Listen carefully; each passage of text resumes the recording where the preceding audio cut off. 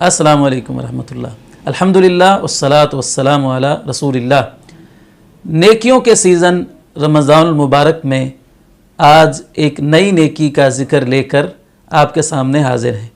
آج جس نیکی کا ہم ذکر کرنے جا رہے ہیں وہ ہے نبی کریم صلی اللہ علیہ وسلم پر درود و سلام بھیجنا.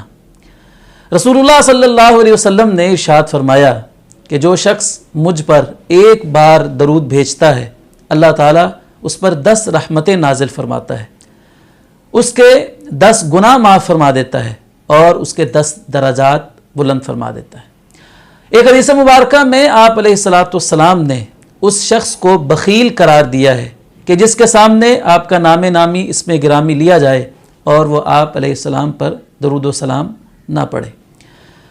اسی طرح ایک حدیث مبارکہ میں آپ علیہ السلام نے یہ بات ارشاد فرمائی کہ ایک شخص کسی مجلس میں بیٹھا، اس مجلس میں اس نے اللہ کا ذکر نہیں کیا، نبی کریم صلی اللہ علیہ وسلم پر درود و سلام نہیں بھیجا، تو فرمایا کہ وہ مجلس قیامت کے دن اس شخص کے لیے باعث حسرت اور افسوس ہوگی. انسان قیامت کے دن افسوس کرے گا کہ کاش میں نے اس مجلس میں اللہ کا ذکر کیا ہوتا، اللہ کے رسول صلی اللہ علیہ وسلم پر درود و سلام بھیجا ہوتا.